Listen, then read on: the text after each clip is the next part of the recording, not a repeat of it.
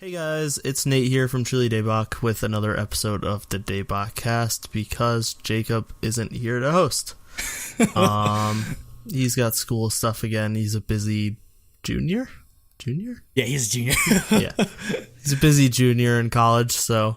Oh, yeah. Junior year was hell for me, too, so I feel. I am more than 100% Junior year was when the second half of junior year, I did a co-op for 8 months and then went straight to Korea for 4 months. So that entire year of 2012, I was just took a whole year off, basically. Because neither of those things were anywhere near as hard as school. Oh, man. But, okay. So, yeah, this is the DaebakCast. We are a group of friends who talk about K-pop and Korean entertainment and stuff going on in the industry. And occasionally, like, random other stuff like sports and movies and stuff. So, yeah, I'm Nathan. And I'm joined by Andrew, who has 3 things, usually. Number 1, the most important thing of the 3 things is the Red Sox are going to the World Series. It's been a long 5-year drought. I can't believe. Yeah. So yeah, I'm super happy they made it to the World Series. They beat the Astros in 5 games. And per our arrangement last week with Jacob, he has to wear a Red Sox hat, but he does not have a Red Sox hat at college, so we're going to have to wait until Thanksgiving break for him to... Or, I mean, he's not too mad about it anyway, because he's a Red Sox fan. Anyway, it's just, basically his mutual hate, our mutual hatred of New York City, or of New York sports teams will unite us in this. And, I mean, granted, fuck LA anyway, too, just because they're pretty garbage. Did the Dodgers win? Yep, Dodgers are going to the World Series, so... Interesting note. Red Sox and Dodgers have only played each other 20 times in the past, over 100 years. The last time they played each other in the playoffs was in 1916.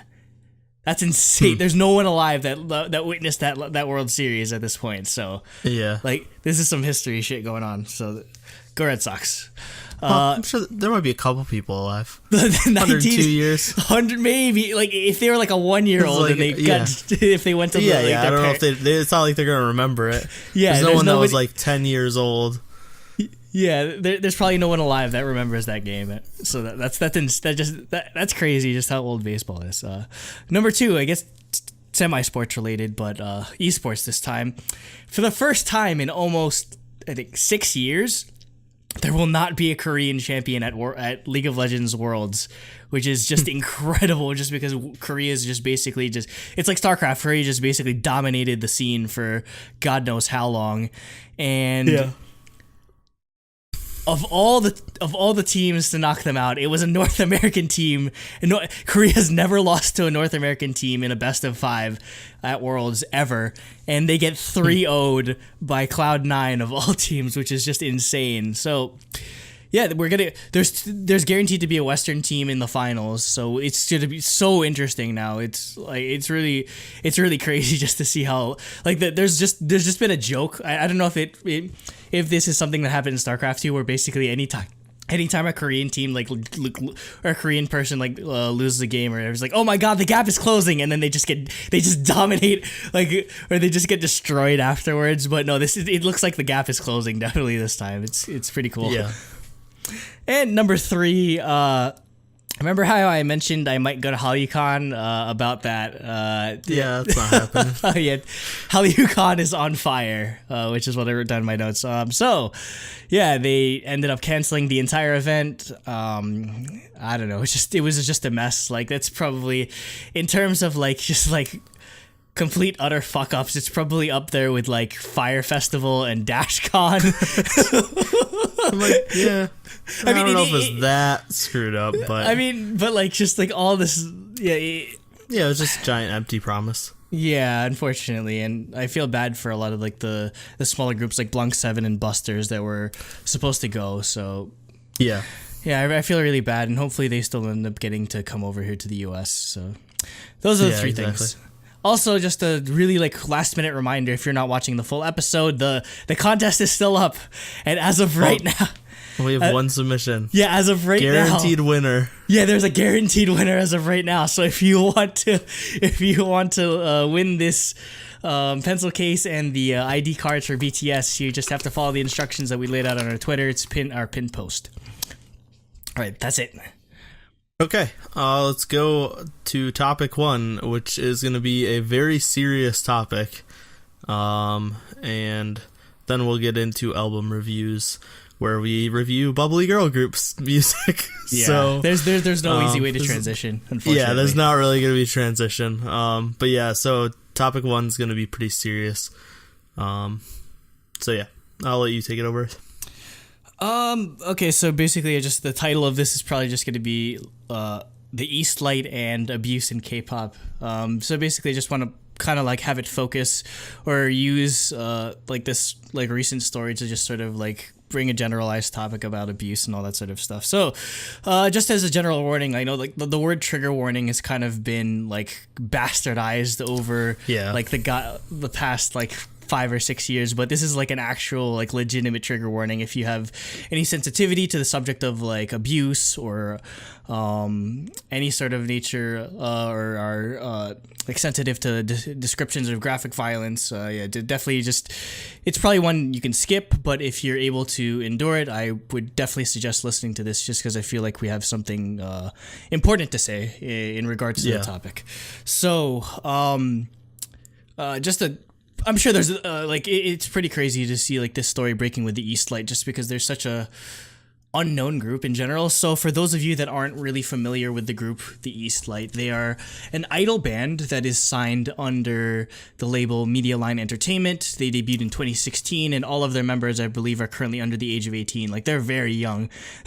Like they debuted the one guy is 18, I think, or is he 17? Yeah, so they're basically just coming of age at this point. Yeah, they've been doing it since they were kids. So the members consist of Seokchol, who is the leader and the drummer, Eun-sung, who's the vocalist and the keyboardist, Sunghyun, who is the brother of Seokchol, he plays the bass, Jinwook plays the guitar, Sangang is one of the main vocalists and also plays guitar, and you have Iwoo-jin, who is a vocalist and also just kind of plays keyboard from time to time, and he's probably the most famous member of the group because he was in Produce 101 Season 2, and he was best friends with Kang Daniel, and that's kind of how Kang Daniel ended up getting #1 because of his friendship with Iwoo-jin. So yeah, we've been covering TheEastLight and Iwoo-jin and the rest of the members for since last year. In regards to this story of abuse, some user called Balloon Wanted on Reddit just did an amazing job. They basically made a mega thread, sort of providing a timeline of the events and everything. So I have that up right now, and I'll definitely give a link to that, just because I gotta give credit where credit's due, because that made my job compiling all of this information so easy. Because there's a lot of sources that aren't translated into English, or they're just various like sort of news stories breaking all at the same time. So I'll just go through that. So. The story starts on October 18th, first reported by Export News. They broke the story regarding the TheEastLight's this TheEastLight abuse scandal, where they just, at this point, it was just anonymously, or just, they didn't name any names, but somebody named Producer A was found to be abusing the members of TheEastLight, and according to the report, they were some of the items that were used, or some of the techniques and methods that were used to abuse them, or they were beaten with a baseball bat, like they'd choke them out with a microphone or hit them with a microphone. They had guitar strings tied around their neck, and if they made a mistake, he'd just like pull tight, and like if you have any, it's basically torture. Yeah, it's it basically wasn't torture. Abuse. It was literally torture. And if you know anything about playing guitar, like guitar string, like guitar, it's like they're sharp. They could cut you. Yeah, it's very sharp, very, very, very painful if it's pressed into your skin. At this point, the CEO of Media Line Entertainment, Kim Chang-won, was also accused of like gross negligence, and according to the report, that the group pled with him and like sort of like notified him of the abuse, but those pleas went ignored. Also, in response on the same day, Media Line Entertainment did confirm that producer A, the incident was brought to their knowledge about a year and 4 months prior. And according to them, the situation was settled, but the CEO denied any partaking in the abuse. And according to the quote, or according to the story, he said that basically he treats them he'd only scold them as much as like a parent would a child, or that's the type of relationship that he had with the group. On October 19th, we have Lee Seok-chul, the leader and the drummer. He holds a press conference in regards to the abuse scandal, and he just straight up names producer A to be Moon Young-il, who again works at Media Line Entertainment. And how this story was pressed or just sort of brought to light was the parents of Seok-chul and Sung-yeon, who again the bassist and the drummer are brothers. Their parents discovered bruises on their body, and that sort of prompted them to take action, or just to bring it up with the media entertainment company, because you have to remember these are minors, so obviously the parents are going to be very involved in all aspects of the situation of their career, basically, regardless of this abuse scandal taking place. According to Seok-chul, they were still receiving verbal abuse as of October 4th, despite the CEO or the official statement from Media Line Entertainment stating that the situation was resolved. And he also claimed that the CEO, Kim Chang-won, would actually just watch them as they were getting beat by the producer, Moon Young-il, and that both Seok-chul and Sung-yeon were receiving some type of psychological therapy to sort of deal with the trauma of the abuse, that it really just left an impact on them, and that they were planning to take media, or just they're basically planning to sue or just hold Media Line Entertainment liable for legality or even criminal actions if they could bring about a criminal case. And both Seok-chul and Sung-yeon had decided to leave the group, though there was also some report about Seok-chul possibly getting kicked out of the group in regards to bringing this story public.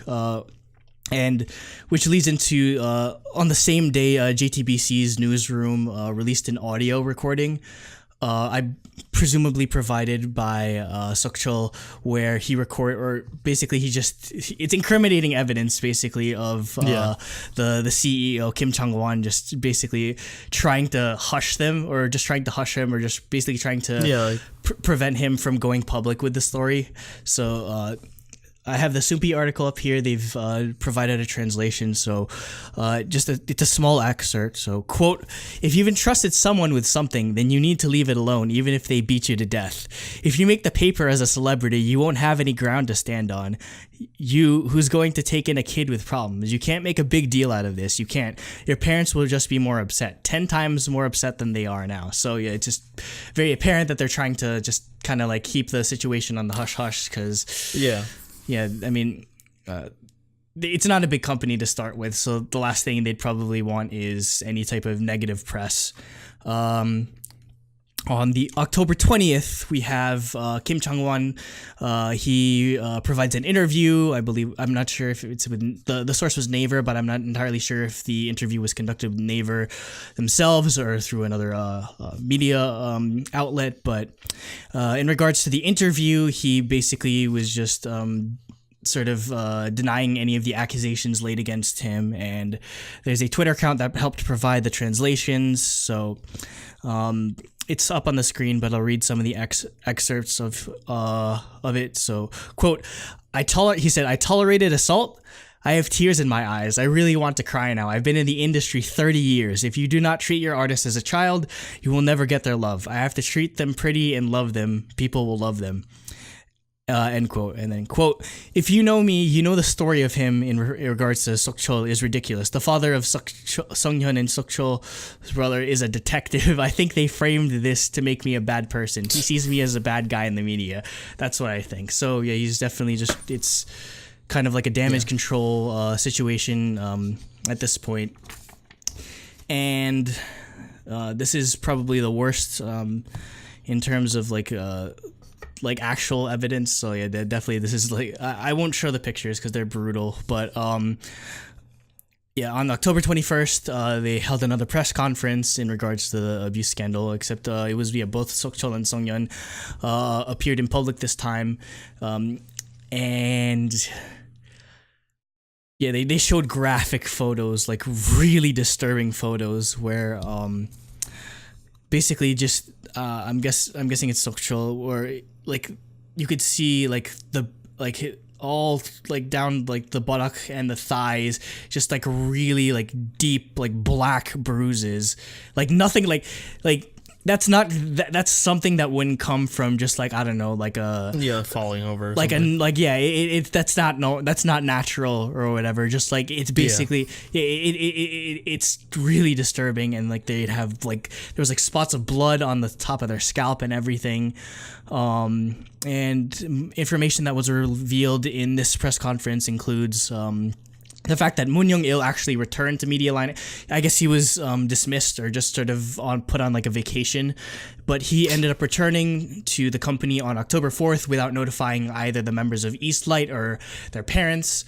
And sort of just to address the fact that the other members hadn't really said anything until then, or they explained it as just because the other members were still under contract, so they were kind of afraid to speak out against the company, or just like maybe the company was sort of trying to keep them silent, whereas Sokchol and Songyeon had left and were freely able to speak and divulge all this information.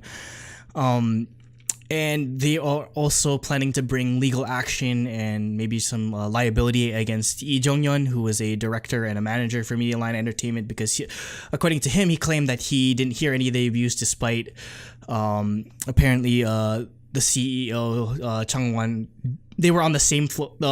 Chang-won and Jong-yeon were on the same floor, and Lee Jong-yeon says he didn't hear or like witness any of the abuse, whereas Chang-won mentioned that he did hear some type of like noise going on. So there's a discrepancy between all the stories, and also they were looking into because I believe like they have a Child Protection Act in Korea, much similar anywhere really, just even in the United States, where this is basically just, it's almost like a open and shut case of child abuse, regardless of just like workplace abuse on top of that.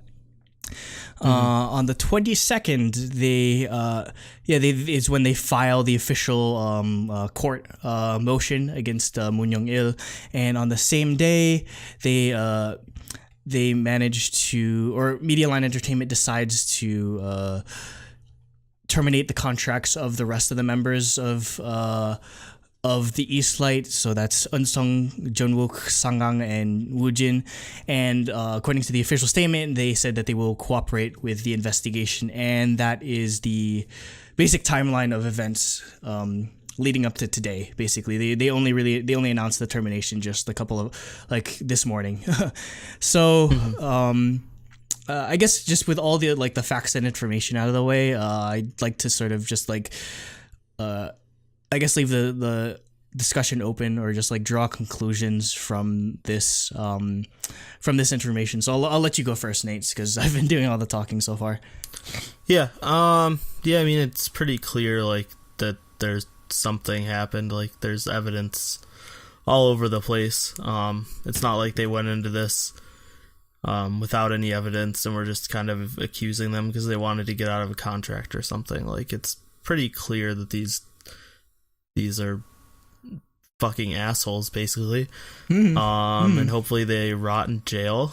And I don't know if they will, but because I really have no idea on the insights of Korea's court system and stuff. But yeah, it sucks because like, well, obviously it sucks, but like it's just like, I don't know, you just have to be a special kind of insane to do stuff like this. To children, nonetheless. Like, to children, remember, yeah, exactly. Like these are they. I mean, we've definitely divulged about the fact that like basically as K-pop artists are almost robbed of their teenage and adolescent years Yeah. because they're not normalized like other people are because they're already working at like 13, 14, 15, 16 and They're everything. spending literally all their free time after school training, from like the ages of 10 onward, for some of them. So literally these kids like worked their asses off to achieve their dream, and they signed to a company that just has literally psychopaths running it. Yeah, unfortunately. And just completely ruins their childhood and their dreams. Hopefully they can get, if they want to keep going, they can, and they can get signed somewhere else. Obviously it would be understandable if they don't want to anymore. Yeah, I mean, at this trauma they've gone through is ridiculous. At this point, it's kind of just like a given that Seokcho is probably done because if you're getting like fucking like psychological, or if you're getting therapy for this kind of shit, the last thing you want to do is why would you? Well, like just as like a precaution, like you wouldn't, like, why risk putting yourself through that again? Yeah. I guess as on my end, like the conclusion that I drew from this were, this is probably more of a common occurrence than we know of, to be completely like disturbingly honest. Like this probably is a normal thing, unfortunately, and it's just, no, I wouldn't say it's normal, but it's definitely, this isn't the first time. It won't be the first. It won't be the last time. Yeah. Unfortunately. Yeah, it sucks. And I feel like, just through all of the evidence and testimony, it definitely seems like the CEO is, like, him, like, acting like grossly negligent is as heinous of an act as the actual abuser in Moon Young-il, just because basically he knew that it was going on, and he, instead of either firing him or getting them help, or just like they were pleading with him to just like, hey, he's literally like treating us like garbage and like hitting us and abusing us, and he just tried to hide it. So that's just that's even worse in my eyes. And again, this is probably mere speculation on my part. Again, we're not none of us are certified psychologists or like criminal analysts or whatever, but the only like sense of logic I could see in as to why maybe they've acted this way, both in part of the CEO and the producer, Moon Young-il, would be, they're a small company, and TheEastLight's probably like the only group that they have going for them, to be completely honest. Because before, this company's done. Yeah, before Produce 101 Season 2, I had never heard of Medialine Entertainment. Yeah, no one knew who they were. I had never heard of TheEastLight. So basically, like, this is their cash cow. And with the mild success and popularity that they gained through Iwoo Jin being on Produce 101, the last thing they wanted probably is any negative publicity or any of these accusations of abuse. And probably the CEO was trying to cover the company's ass, basically, by trying to hide it. And it just ended up just blowing up 10 times worse. They had too much evidence against them, so. Yeah, and I mean, like, yeah, it's just like, it seems like, yeah, basically he was just like, he wanted, it's a super competitive industry, and basically they literally, it was to the point that maybe he was just more willing to turn a blind eye to all the abuse if they ended up keeping them in the black at the end of the year, every financial year, so to speak. Yeah.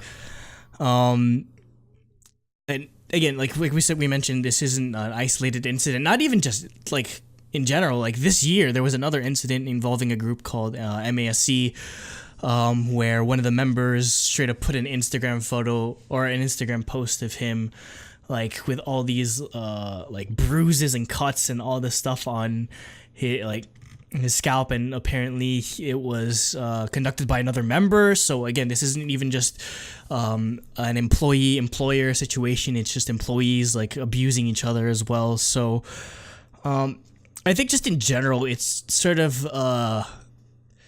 calls into question. And I mean, again, we're outsiders, so again, obviously we we aren't fully in the know, obviously, not being exposed to Korean work environment, but I feel like it sort of calls into question like just in general of like the environment that Korean companies tend to have. And I mean, obviously not everything is this bad. Not everything is this bad when it comes to just sort of abuse, but just with the sudden rise of Korea as a technological power, they have their GDPs, I believe, in like the top like 50 at this point, just because of like their the advancements that Samsung and LG are making in the tech industry. They have the 10th highest suicide rate in the world. The number among men is just insane. So yeah, it's just I just see this like really bad recurring problem when it comes not just to like in the idol industry, and I mean just like you could definitely make conclusions about how like abuses are just rampant in just any aspect of Korean show business. But I mean, again, I've mentioned this before, but like when it comes to like netizens and just like the toxic atmosphere that sort of surrounds this, where you get into hate, like whether you're an actor, an esports athlete, any type of public figure, like there's definitely a problem. Because I mean, like every other country on that list of highest suicide rates is either like a third world country or a developing country. Like Korea is one of the highest, or among like first world nations. So there's definitely, and again, I get, as an Asian person myself, I understand how much Asian culture really just sort of emphasizes work ethic and hard work and all that sort of stuff, and how just like that's what helps bring the pride to your country and bring pride to your family, and anything short of that is a disgrace. But again, there's just a really that in itself can like that like sort of like capitalistic nationalism it can turn incredibly toxic, as we've seen before. It's not mentally healthy, the levels that it's taken to. Like obviously you should have pride in your work and you should work hard, but not to the point of like mental exhaustion and depression, and that's what you see.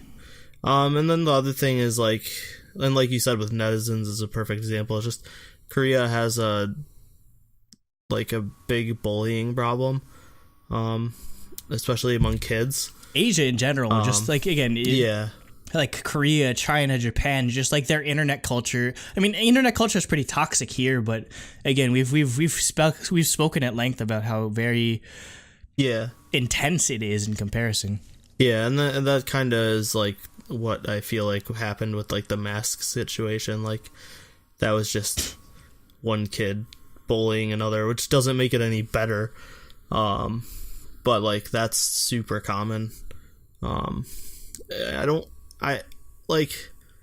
Obviously it happens, but I like to think that the companies aren't abusing the kids. Like, well, it's hard to say that because literally every company is abusing idols because they're overworked and underfed and underpaid. And underpaid and everything. But literally, like physically abusing them. Yeah, it's most companies, I would say, probably aren't doing that. At least any company you've ever heard of. That's the problem. Is it's all the unknown companies that.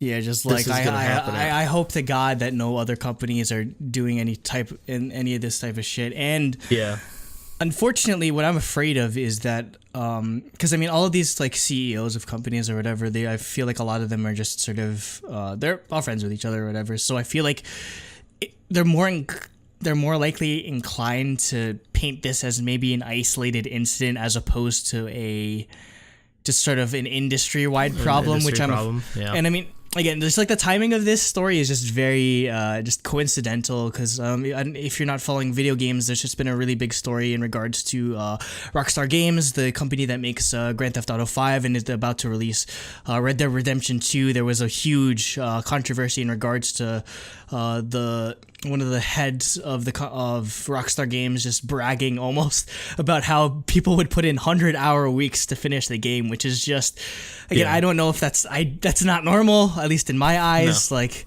that's just basically if you do the math, you have like less than an hour. It's like outside of like eating and sleeping, you have less than an hour of like non-work time, which is just super unhealthy. And I wouldn't surprise, like that's a normal thing in like Asian countries as well, where like I've watched an anime or whatever, just like detailing the work environment of like the anime industry or just like the video game industry, and it's common for people to sleep. Like even in the West, like it's common for people to like sleep at their office and then just wake up and then go back to work again, just so they can like the concept is called crunch, where you're just trying to hit a deadline and you're basically you there's no like your life is just basically work, and that's that is so bad for your all aspects of your mental and physical health. And it's why I never wanted to do go into an industry like I mean no disrespect to like a video game industry or like the idol industry or anything, or just any type of like public figure or any type of like industry like that. It's just like the work hours that you're expected to put in. It's just not worth like the amount of like long permanent like lasting damage that you're doing to yourself. Like, and if you've spoken to us personally about this before, like you usually like for those that don't know, Nate is he's a developer and a programmer. So basically like you'd have the choice of like working with like software companies and like all these other things, but you said you specifically avoided going into any type of video game industry or type of job.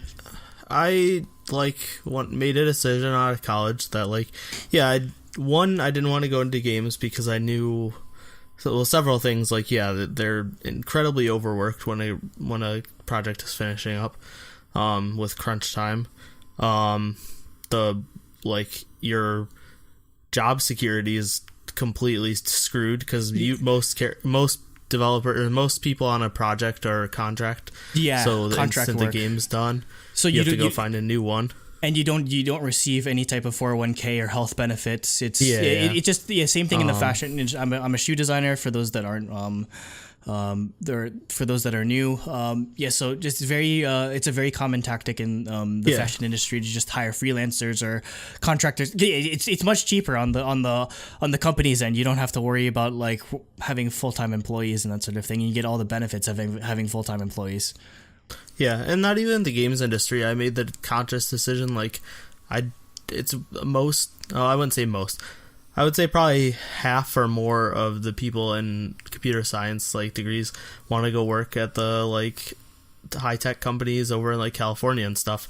And to me that didn't make sense, because you're going to learn a ton, and you're going to make a lot more money salary wise, but your cost of living's insane, and you're overworked there too, where you're expected to work 60 plus hour weeks. Yeah, which is incredible. Relatively, I'm making more money here because I'm paying a lot less to live here, and I actually have my own free time. To me, work-life balance is very important. Yeah, it's super important. That's something I had to learn the hard way, because I basically early when I was first starting out, I thought, or just to finish stuff, I thought it'd be normal to just go from 9 to 9 or 9 to 8 every day, and I just it destroyed me. That's it's not worth it. Yeah, it's a huge part of the reason why I got a really bad flu earlier this year. I was gone from a bunch of episodes and everything. It's just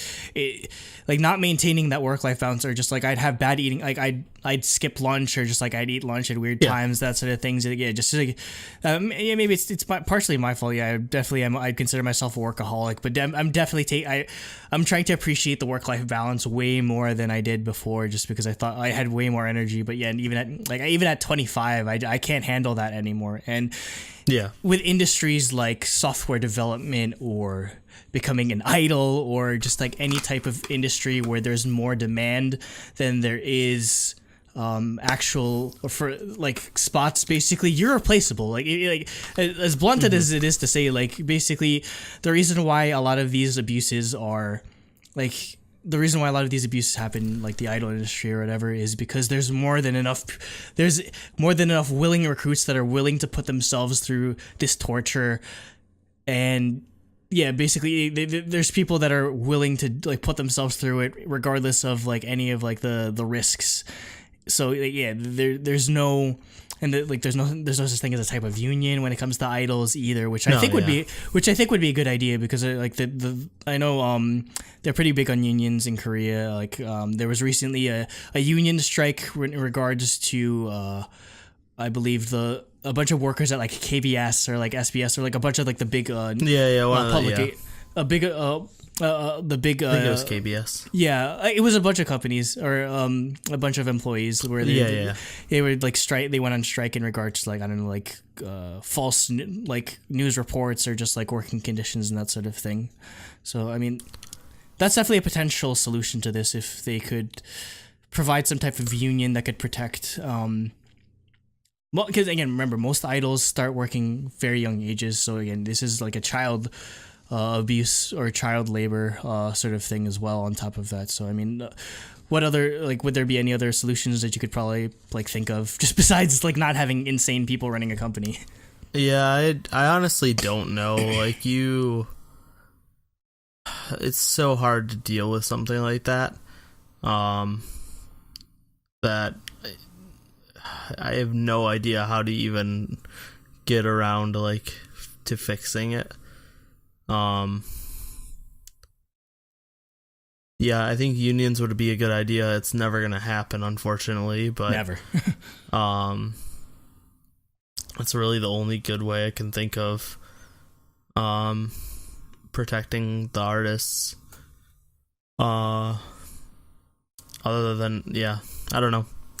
Other than, I mean, like we've seen sort of like with Hyuna and Edon and all these other artists like Soyeon and Jessica and Tiffany, like a lot of artists that are maybe like striking it out on their own or just like going to companies that are making trying their to own company. Yeah, just trying to get more creative control and like they basically you put yourself at less risk of being abused or mistreated by a company where you're just a faceless like automaton if you have more of that control. So I hope I honestly hope that's the trend. The problem with that though is like you can't do that until you're already big. Yeah, basically there's no infrastructure set up for that.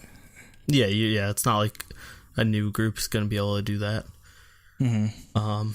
So yeah, I don't know. It's a really tough situation. Hopefully it doesn't happen again. Unfortunately, it probably will. It will. But yeah, hopefully they can get back up on their feet if they want to. Come back into the industry. And yeah, hopefully Korea can do something about it. Hopefully that producer and that CEO get a ridiculous jail time, get sued the hell out of, and can never work anywhere again because they don't deserve to. Yeah. They deserve to be in jail for the rest of their lives, in my opinion. Yeah, there's no room for error when it comes to child abuse because that's like these aren't adults basically. It's not even child abuse. It's people that are working for you, like that are like trying to learn from you and achieve their dreams from you. Like they trusted you with their dreams and you literally tortured them. Yeah. I think, that's just sort of like the main thing we should take away from this is just regardless of like idol industry or if you're in any line of work, basically just don't like, it might be hard. It definitely might be hard, but don't let anyone take advantage of you, let alone your employer, basically. Like you are, like know your rights, know that you have control over your environment. And if there's something that you don't enjoy, just like you have the power to leave. I mean, like, that's the great thing about like a lot of Western societies that you're not enslaved or you're not forced to work at any one place if it's really bad enough. So that'd just be my takeaway from this is just that like know your worth, just like in general. It's a super like overplayed sort of concept, but know your worth in terms of what you're willing to put yourself through to achieve any goal or dream or any financial stability that you wish to receive in life. So just like always keep that in mind, especially for the all you younger ones out there that might still be in school. Like just always keep that in mind. And but I can definitely I can assure you we're both speaking from experience when we say these sort of things. So Yep, and Yep. obviously we wish the EastLight members the best. And definitely. I hope they can get help, and definitely if you are receiving any type of abuse, please don't be afraid to speak out. And I hope the story is as bad as it is helps inspire people to speak out on their own abuse if they're enduring it. Yeah, definitely. Okay, you want to move on? Mm-hmm. Yep. Okay, let's go to something way more lighthearted. Oh yeah, I really don't know how you transition and away from talk this topic. about Jesus Christ. Bubbly girl group albums. Okay, topic 2 is going to be From9's album From 9, and Andrew is going to take this one. Before I get into the actual album review, I have the Wikipedia page for the term love bombing here. Quote, love bombing is an attempt to influence a person by demonstration of attention and affection. It can be used in different ways and can be used for either positive or negative purpose. Members of the Unification Church of the United States use it to convey a genuine expression of friendship, fellowship, interest, or concern. Critics of cults use the phrase with the implication that love is feigned and the practice of psychological manipulation is in order to create a feeling of unity within the group against a society perceived as hostile. Okay. With that out of the way, let's get in. From9 stands are a cult, and I'm part of it. Yep. I'm. That's me all day. So, this is from his Nine's single album entitled From 9. This is the first release of theirs since the last one, or this is the first release since Junggyuri has rejoined the group. Junggyuri was on Produce 48, most famous for the stupid high note that they kept playing goddamn like every 5 seconds. Anyway, so yeah, this is a full it's an OT9. It's an OT9 release, you could say. So first song is where'd my mouse go? Is the title track, which is Love Bomb, as I mentioned. So, okay, as I've kind of mentioned like before in the podcast in the show about like how basically I had my NCT 127 Come to Jesus moment with From His 9 at KCON this year, and this only just reaffirms how much I love From His 9. Like, I've never seen so many like YouTubers just collectively shook over one song before. Like, this is unprecedented. Like React to the K loves this, like is just obsessed with this song. Freaking like PD said he cried in the middle of his reaction to this song. Like just like everyone in our Discord just keeps posting every live performance of it. Like, it's just incredible to see how many people like love this one song from like a random group. Like, this is, we're not talking like BTS or like freaking EXO or NCT or Twice or whatever. This is From His 9, and like everyone's in love with it.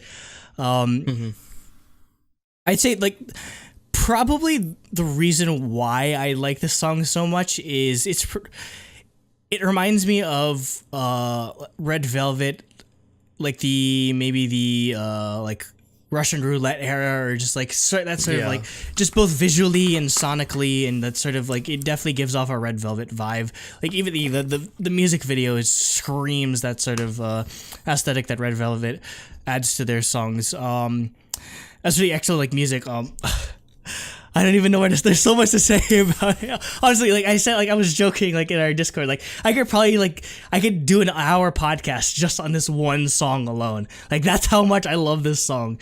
Like this, like, there's this really cool like arpeggio, like like during the verses and everything. That's just like so like addicting.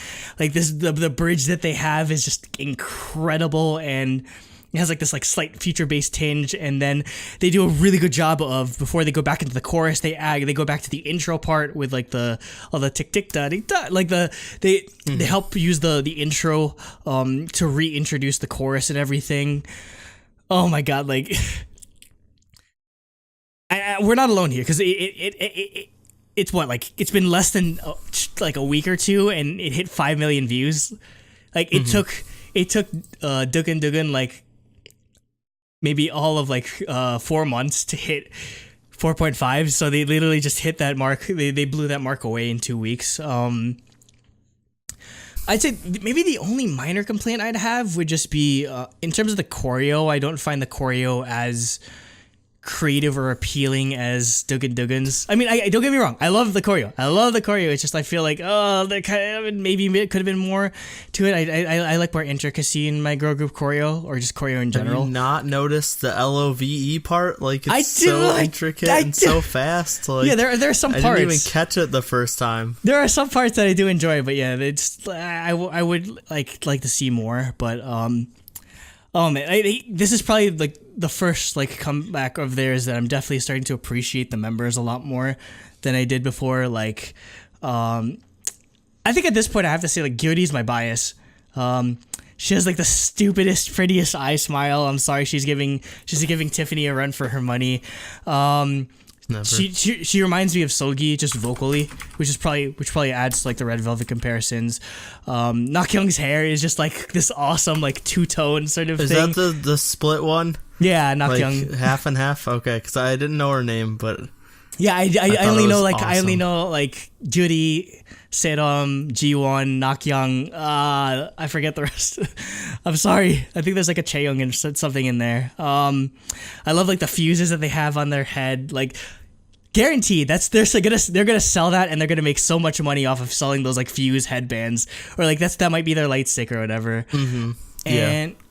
Also, in terms of production, it sucks that Jacob's not on here because this is the same production team that worked on Heart Shaker. So no wonder it was an awesome song. So that's enough for me gushing about Love Bomb. So go ahead. No, yeah, I agree with pretty much everything you said. I was into From Mist before, but like really when Dugan Dugan came out, was when I like really started to pay attention to them. Mm-hmm. And yeah, I bought this album by the way. But who'd you get as a photo card? Yeah, this song, I don't know. Actually, I was thinking about it. I haven't opened it, so I was literally thinking about opening it right now. No, wait, no. But like, this song is probably my number 2 song right now, like of the year. Yeah, no, like this song is so good. It didn't beat Get It for me. Get It's still number 1, and I don't see that ever not being the case. But it's just like the perfect example of how to do like catchy girl group pop without being too repetitive. The vocal lines are just so good. Mm-hmm. Like all the catchy parts are just perfectly catchy. I liked the choreo a lot. It really stood out to me with all the stuff they do with their hands. Like I said, doing the LOVE part, like it's so fast that I didn't even notice it at first, until I'd watched a few like live stages. I don't know, like, yeah, like you said, the fact that they go back to the beginning part for like the bridge, like right to bring back the chorus, is like perfect. The music video is ridiculous and fits the song really well. Just, yeah, like literally everything about the song is amazing. I can't stop listening to it. Oh, I can't stop either. It's my number 2 song, and I'm trying to open this album to see who my photo card is. I mean, did you ever, like, with how sour we're on From Is, or how sour I was on From Is, did you ever expect From Is 9 to put out possibly one of the best songs of the year? And like that's not like that's no bullshit even. Like probably not. Yeah, I wasn't soured on them. I was a fan, but I didn't expect them to. Woo! I got knocked down. Oh yeah, I got 2. Wait, show the camera. I want to see. There's 3. Well, there's a big one and then 2 small ones. Well, audio listeners, he is unboxing the album. You are getting a live unboxing. The problem is I don't know all the members. Yeah, that's the thing. Just hold it up to the camera and then maybe somebody if you know all the members in the comments. I don't know if that's not Gary, is it? Maybe that's Gary. Oh, come on, that's Gary. You could tell you could see that eye smile from a mile away. This is Hayoung because it says on the back. Okay. And then I got Nakyoung as well, who's probably my new bias. Oh yeah, the hair definitely. The hair is so good. But I'm sorry, G. I said like after for Dugan Dugan, I was like, oh, I'm a G1 stan. Because especially after seeing them live, I was like, oh, I'm a G1 stan. But I'm like, damn it, now I'm a Gary stan. I'm sorry, I just fell in love with Gary. I was Serum all the time, but the hair got me for not killing. Okay. But I mean, yeah, I just like there's nothing else we could really like articulate when it comes to this song. We can only gush about the song so much. It's just go listen to it. Yeah, it's seriously, so if you haven't listened to this song, what are you doing? Stop this video right now. Go listen to the song 100 times, then maybe come back to the video, then go back and listen to it 100 more times because this deserves way more views than it's getting right now. And I mean, granted, 5 million for a new like a group that literally just debuted this year. Is it? Yeah. That's bonkers numbers, and like getting 1 million on their comeback stage is also bonkers. Like I would have never expected like this type of output from his 9. It's just incredible. Yeah. All right. Next up, we have that should say Dancing Queen. This is a sort of like. I don't know, if I were to compare this, it's another song that kind of reminds me of like TTS in some way, or just maybe Soshi in some way. Like I get those kind of vibes, mostly just because of the like the piano line, the dun dun dun dun dun dun dun dun dun, like it just got that really like jazzy R&B vibe that they tend to lean towards. So I'm obviously gonna like this. And yeah, like, I'm a sucker for really catchy piano lines. And hey, naming it Dancing Queen, it's a cover of the Soshi song. Yeah, it's a cover of the Soshi song. But not really. No. Yeah, for me, this song is like, I don't know, it's a little weird for me. I like it, but the instrumentals are like all over the place. Like you said, like the piano line's just like crazy and all over the place. And there's just like random different guitar parts coming in, and like it doesn't really make a lot of sense, like musically, which is definitely the point of the song. But for me, like, it's hard to focus on the singing because of it. Okay. I do like the song. Also, there's a piano solo, so it gets bonus points. Yes, but that piano solos. It did like make it a little hard to focus. So I had to like. It's definitely my least favorite of the 3. But it's still a good song. I mean, it's kind of like, at least for me, it's nothing. Obviously, none of the album tracks are going to beat Love Bomb, but I mean, Love Bomb's far. Love Bomb's just like S tier basically in terms of songs, but I mean, I still did enjoy it, like to some degree. And finally, we have the last of the songs we're going to cover will be Coloring. I can't read the Moon Runes, so I'll just say the English title. This is another one I actually really liked. Just I really love like the sort of like vocalization that they do. Like that sort of like really like cutesy sort of group choral vocal chorus. It's another one where like I feel like a lot of the strength from his 9 so far that they've proven is, or they've done a really good job of giving them really solid instrumentals that they're able to build on, because even stretching back to like Dugan Dugan or 22 Century Girl, like all of these they have a pretty good just like collection of like instrumentals when it comes to like their entire catalog so far this year. So I think that's a huge strength that they've been leaning into, and even again on this track, because I mean maybe in just sort of maybe if you're like comparing it against other songs that might not stand out as much or might not be as intricate, but I do feel like the instrumentals are how well their vocal line fits with these instrumentals is what I really enjoy about this track. And honestly, just like all credit to them, because again, like the biggest complaint or the biggest sort of like limiting factor from his 9 was everyone was like, oh, it's just a visual group. Everyone that they picked was just super pretty, and they've managed to sort of overcome that predisposed like I don't know, like prejudiced sort of thing. And yeah, I mean I did too. Like I thought it wasn't gonna be good because it didn't have like the members I wanted, or like the trainees that I wanted, like Natty, that sort of thing. But yeah, they've managed to blow those expectations away tenfold. Yeah. Yeah, for me, this song, I thought like pretty much echo what you said. Like it has an amazing instrumental line. And I really like the use of group vocals, like for the chorus. I thought it fit really well. Also, like the echo they use on their voices in some parts, really stood out to me. And how the verses are minimalistic at first and then build to the chorus. I love when songs do that. So yeah, this song stood out to me a lot, and like I said, I liked it better than Dancing Queen for sure, but yeah, probably. I liked all three songs on this album a lot. So yeah, that's it.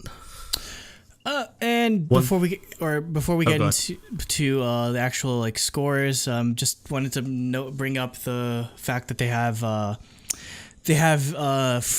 full From 9 versions of both Dugan Dugan and 22nd Century Girl, which I think is that's a great move. That's a great move to sort of bring Gyuri back into the fold, considering she was away for Produce 48, and goddamn.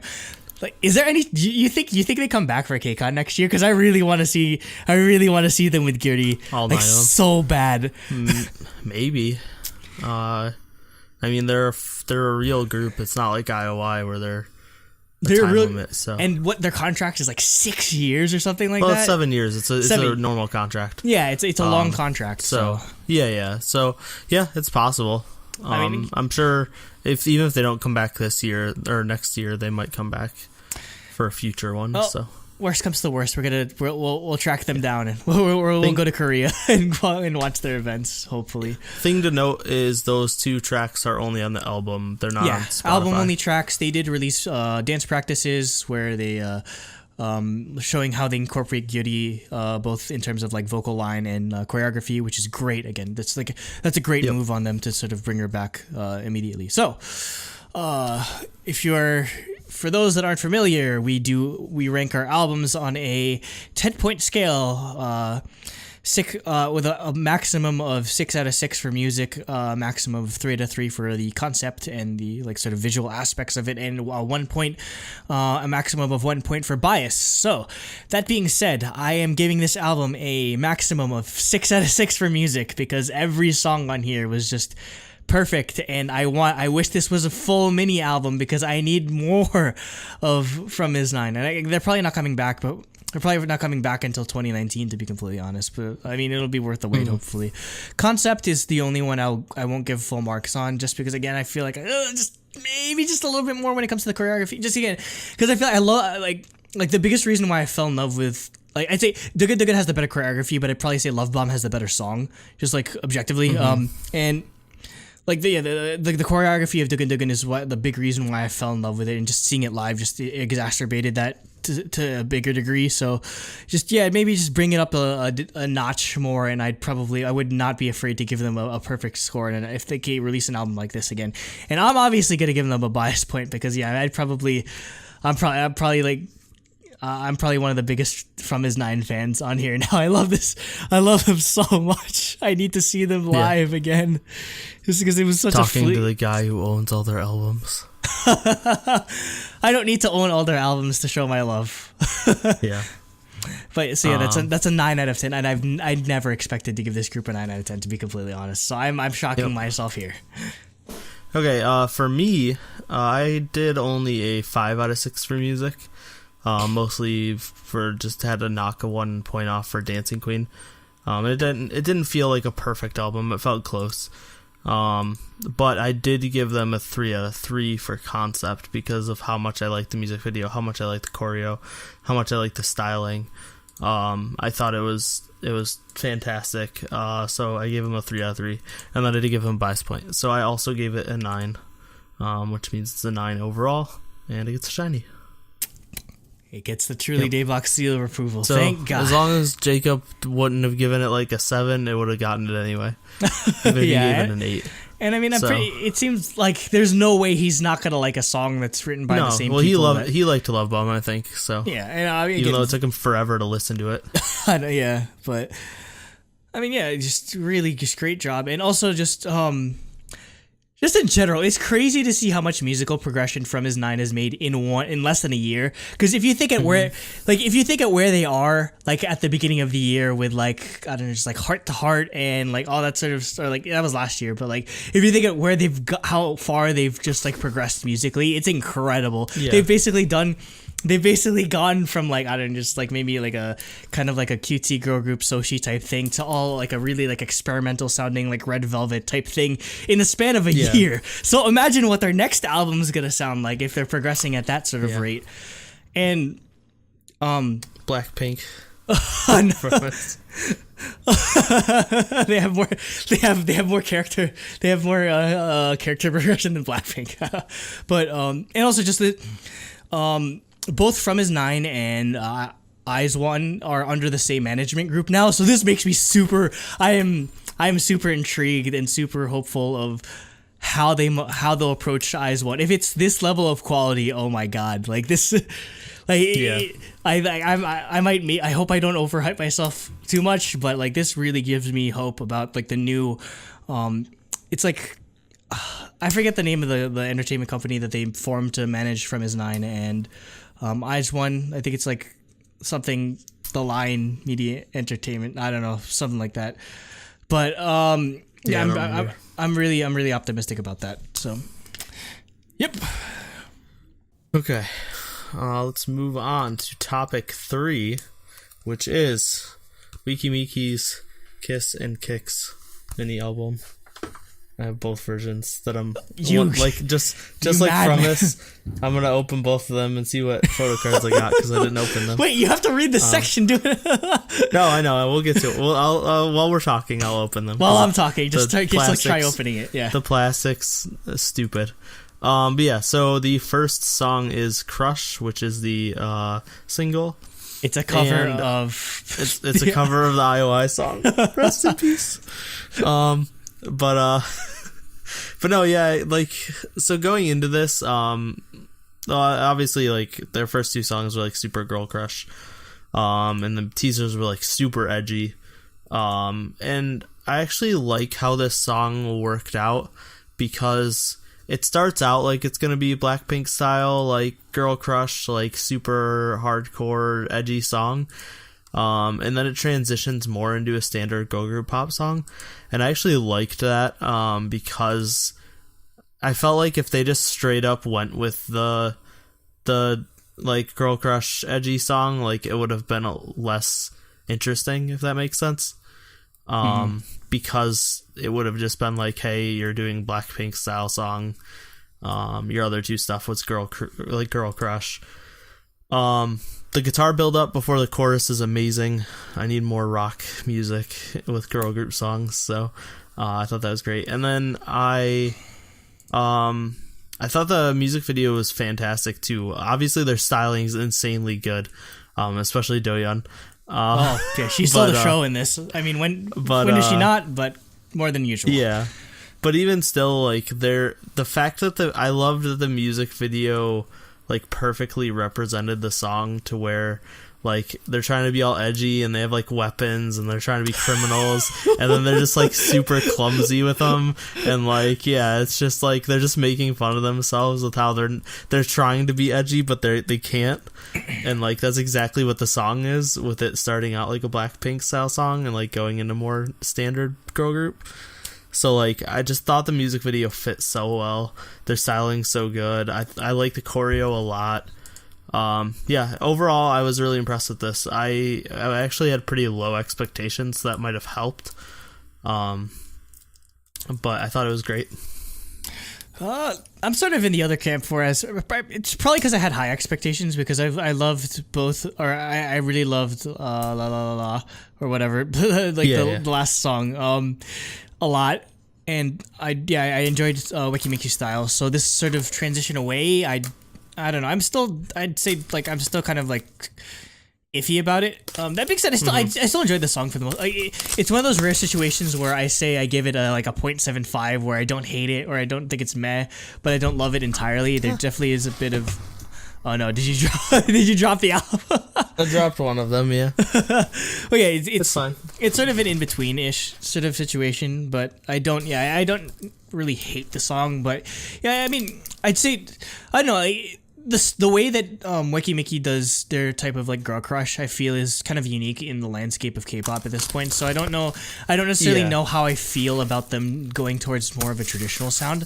That being said, I'd say the chorus definitely brings it back in line a bit more, mostly just because like the Yoo-jung parts. Yeah, definitely. It doesn't abandon their unique take on girl crush entirely. So that's an interesting sort of blend that they put on this. That being said, yeah, the styling is amazing, and like they out of all the IOI branches, I'd probably like theirs the most. I mean, maybe Gugudan and like Lujusanyo's like kind of there too, but Gugudan I just like it because it's weird. But like in terms of like legitimate like styling, I really like theirs. I don't know how I feel about like the nose ring with Doyeon though. That's just kind of weird to me. Oh yeah, yeah. Oh no, yeah. Well, the lip ring's the even like weirder one. Yeah. Speaking of, why did you get her? So I did. Well, because you got 4, which is great. So I got Doyeon with the lip ring. Oh my god! In this album, I also got Rina, who is probably my non-IOI bias. So that's great. And then there's this group photo card. And then on my other album, I got that was the edgy version. This is the cute version. Oh. And I got Lua and Suyeon. So. See, that's the funny thing about Weki Meki is that like it's like I can't think of Yoo-jung as anything, or I can't think of Yoo-jung as like either sexy or sort of like serious or like edgy girl crush. It's so funny just because he's so cute. I can't imagine her doing all this sort of stuff, which is why I guess like ridiculous. why they tend to go with Doyeon in terms of like well Doyeon's the visual obviously, but like he definitely fits the concept more than Yoo-jung does. Yeah. Okay, moving on to True Valentine. So this, I actually like really like this type of, I don't know how to describe this type of girl group song. Just I pretty much called it. It's pretty much the Weki Meki's entire concept as a group is they're doing 2012, 2013 Soshi songs. Like I Got a Boy Hair. Yeah, they made an entire group out of the I Got a Boy Hair. Yeah, it's like that like very bouncy beat. Like it's. The way I wanted to describe the song, it sounds weird, is this is like a girl, like a hype song for a girl group, if that makes sense. But yeah, in a way, like I Got a Boy it's was nothing like a guy song. group hype song, but this is what I think of when this is to me a girl group hype song. Yeah. Is like the best way I could describe it. And I really like this type of song. I think the instrumentals are great. I think it complements her singing really well. And yeah, it's just like a really fun song. It's like upbeat hype. It's not like intense hype like a guy group hype song. Yeah, I'd say the instrumentals, again, it's another song where the instrumentals definitely help sort of enhance the vocal performance that they have on here. They have a lot of like they have some it's not major belting, they have some belting which definitely fits with the sort of style the song is going for, but oh man, if the When I heard this for the first time, I was like, "Wow, this could be a single." Like you wouldn't think of this as like just a typical album track, and that's definitely been one of the strengths of Weki Meki, stretching back to their last album with like stuff like Iron Boy, were just like really solid album tracks that I've Iron Boy and Metronome. Yeah, just really good releases, which is why I was kind of sad that this was only a single album, just because a lot of their. There are some people, like I think Flixer on our Discord said that there are some cases where he prefers some of the album tracks on Weki Meki albums to the actual singles themselves, and I could see an argument for that, honestly, just because like Iron Boy is just an insane song, and this is an awesome song as well. Like I don't know if this is probably. I could see this being the song that they promote alongside Crush. It is. I feel like it is, yeah, because it's a song like this is just like tailor made for having a choreography put to it. Yep. So yeah, this is their extra song. There wasn't any full versions. There's just like the 1 minute version. But they did perform this. And finally we have Deer, and it's the ballad on the album.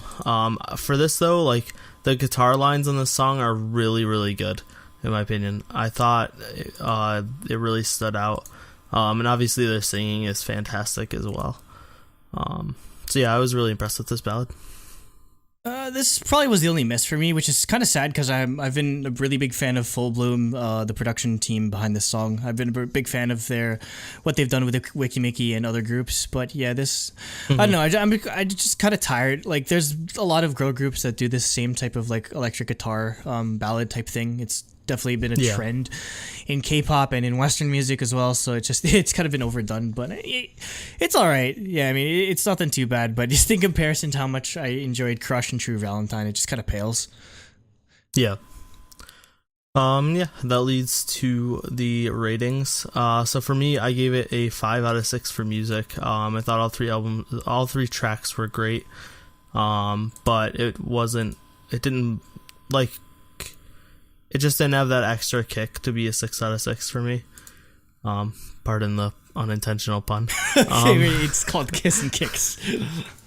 But for styling, once again, I gave this a 3 out of 3 as well. I thought everything about the music video, the styling, the choreo was fantastic. So I felt it deserved a 3 out of 3. And then a 1 out of 1 for bias. So I gave it a 9 as well. Same score as from this. On this, I took points off for music. I just gave it a 5 out of 6 just because, again, I'm kind of iffy on Crush, or just like not entirely sold on it, and Deer was all right. But I'd say, again, I definitely would have liked. It's one of the rare situations where I probably would have enjoyed the album more, or could have given it full marks if it had more tracks. Just because, again, I feel like they always have, one of Weki Meki's strengths is they always have a lot to offer in terms of unique album tracks. So I would have liked to see more of that, because this was a bit more one track in terms of conceptual or just like sounds or genres that they tackled on this single album. It was so hard to like go. I was going back and forth between 2 and 3 in concept, but I ended up giving it a 2 out of 3 for concept, just because it's another situation where, again, I liked the previous. I liked their previous choreography, whereas I felt like this one just like tiny bit part that was missing. That being said, I did still enjoy the ridiculousness of the visual, or like the music video, and all of like the nonsense with the weapons and all that sort of stuff. It's just incredible.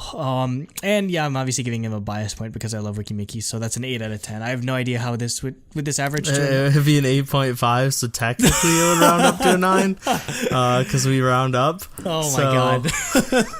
Is everything just gonna get a shiny? Have we done that before? Maybe. I think there was one episode where we did. It was just like a full-on album review episode, and we just gave everything a shiny. Yeah, we'll see. We'll see.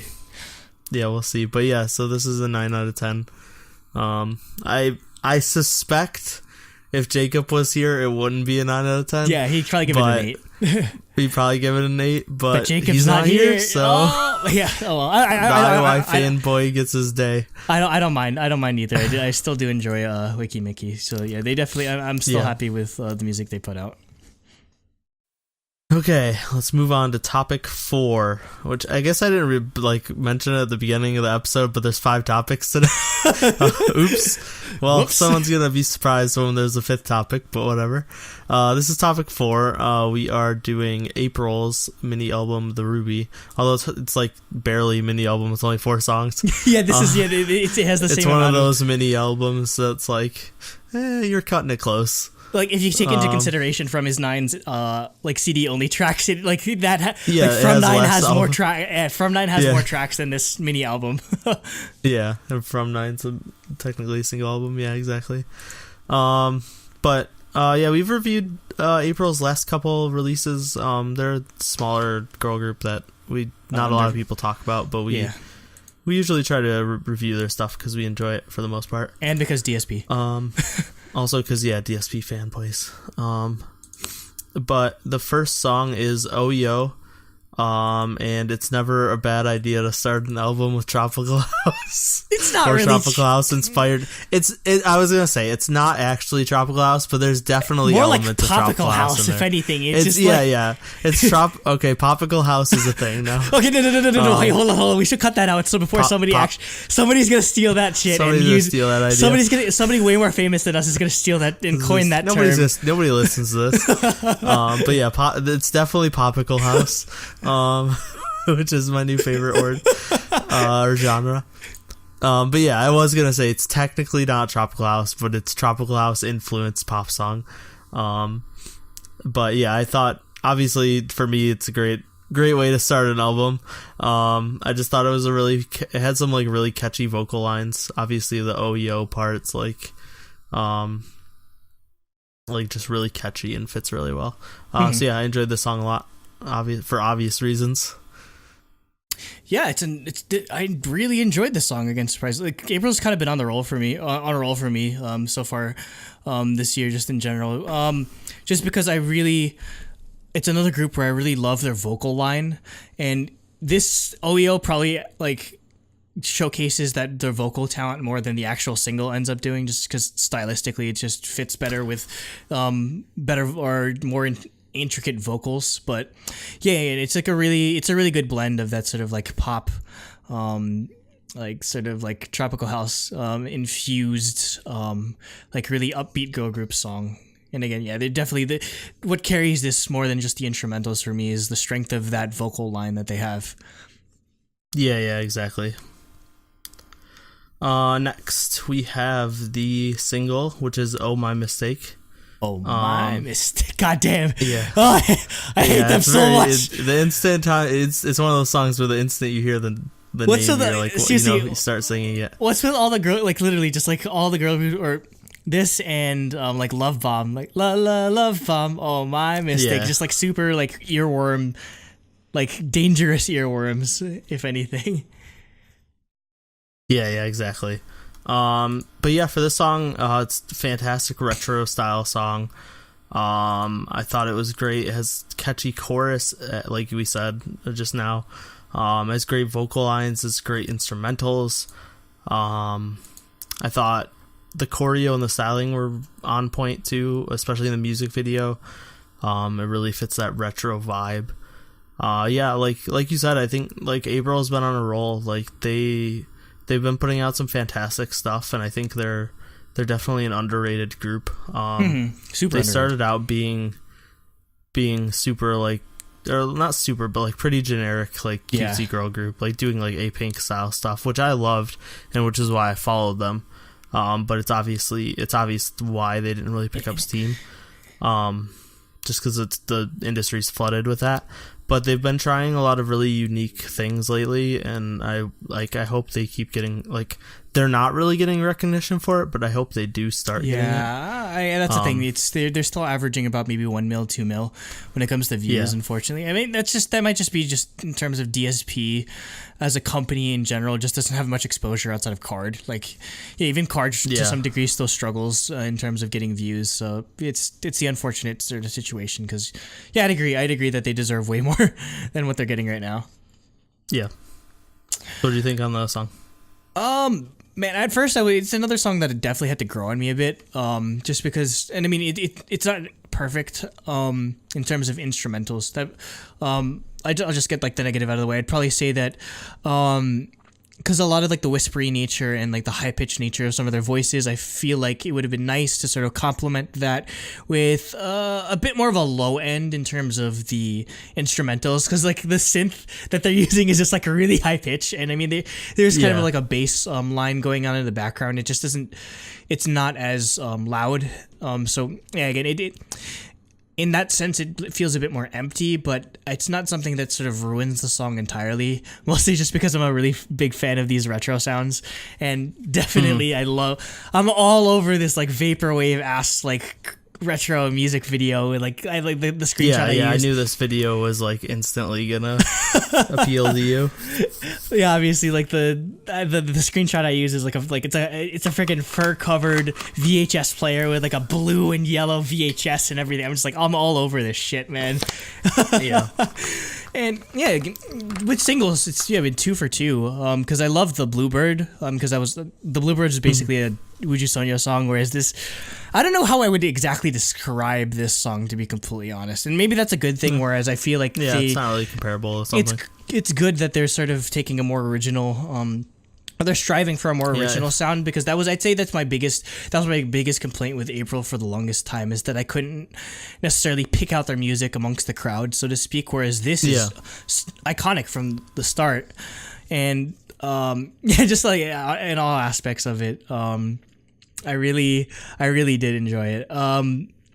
Just like to maybe touch on the visuals a bit more, like, if anything, like the lead up to this definitely reaffirmed my love and my bias for Chaekyoung, because Jesus Christ almighty. I don't know, maybe it's just I have something for sports bras and ponytails, but I was like, holy shit. I'm just like, no wonder. It's not just, I'm just like, oh my god, yes, it's not just because she was an anime character.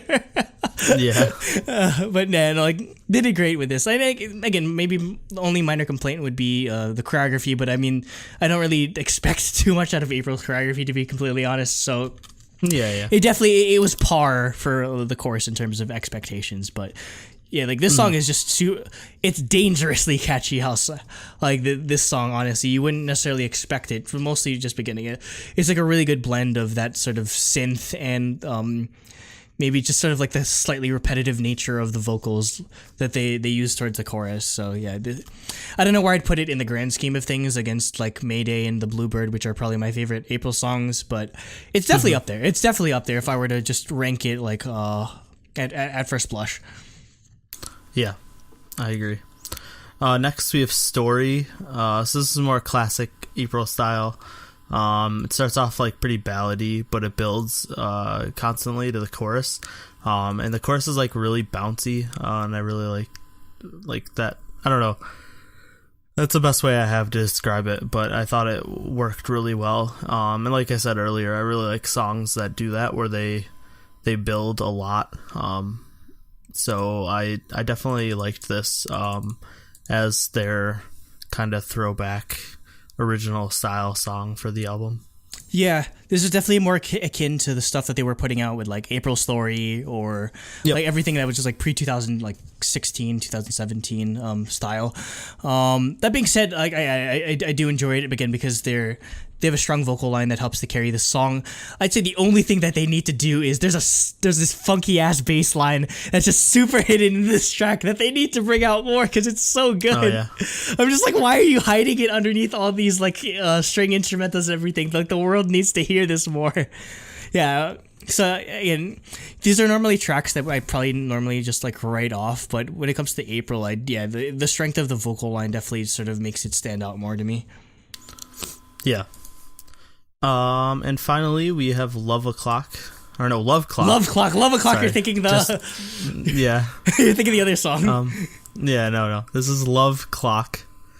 This is more the upbeat, bubbly, like girl group pop song. Whereas Story was more like that ballady, innocent type song. But yeah, this song, the one thing that stood out to me a lot is I really like the beat in the pre-chorus.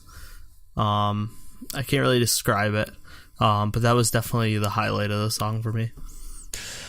I don't know. This one was a hard nope for me just because I felt like... Oh, really? I know what they're going for. I understand what they're going for. They're trying to go for like a twice sound with this, but I don't know. It just doesn't seem executed as well. Just not on the vocal front, just because I feel like the instrumental is just kind of all over the place for me. So that's why I just like a hard nope. Otherwise, yeah. But I think again, it's just like...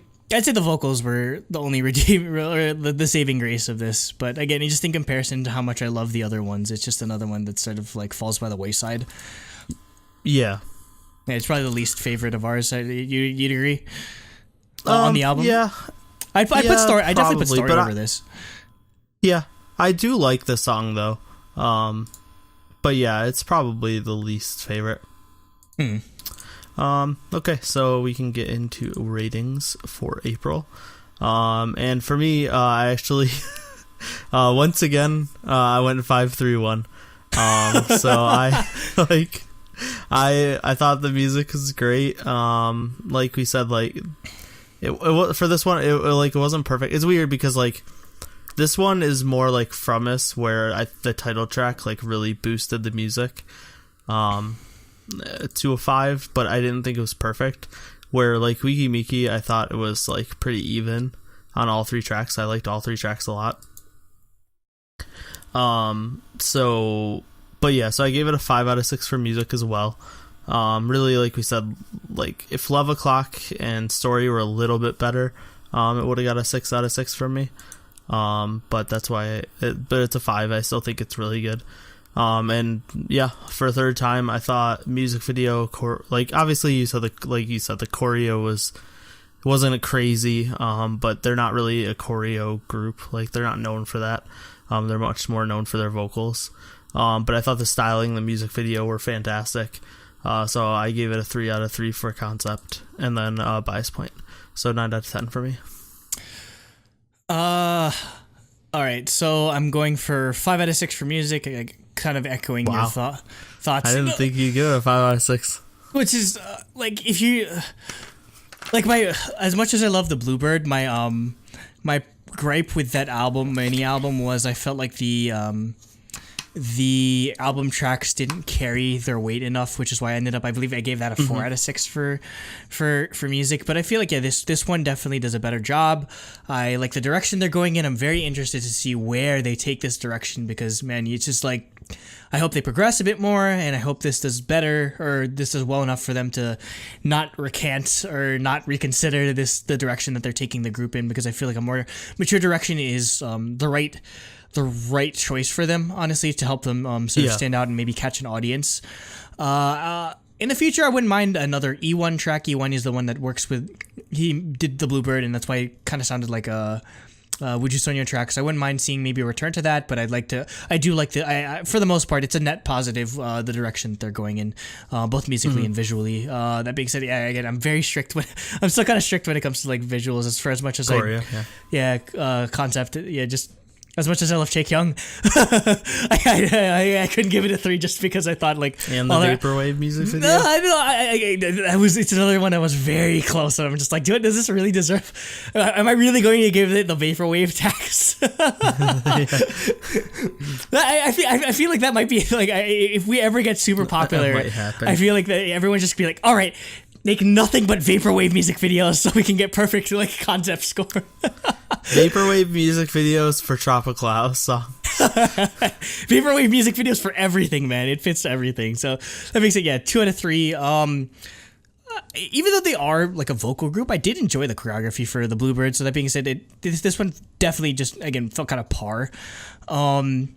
In comparison, but definitely the visuals of this are just what I want them in terms of creativity. It's where I want them to go in. So I really like the direction this group is going in, which is why I know we're not doing predictions until like the end next year, basically, but I'll just put this at the end of the year. I would not be surprised if April could pull a Momoland down the line, because I could see a concept like this like really blowing up, to be completely honest with you. Like it just sort of it takes like the right amount of exposure and like the right timing. Yeah, it needs to be the right time, right place. But because I mean, like basically, like Momoland was kind of like middling around 1, 2, 3 mil before. Yeah. Like so it's not entirely out of the question for a group like April to blow up. So that's sort of like my like vague prediction if it may or may not come true. And 1 out of 1 for bias point, because I've really come around with April, so I have to give them that bias point. So it's an 8 out of 10. But it ends up once again. It's happened with 2 people. You get it. One person gives it a 9. It just unless you just like unless you just like review bomb the score, like I'll give it like a 4 or something like that. If 2 people give it a score that's 1 point, like 1 point separated, it's always gets the higher score, which I'm not complaining about. Jacob's like, so why the fuck do I have to? He's like, why do I have to put shinies in all these albums? But he gives them all like 4s. Like, well, you weren't there, so.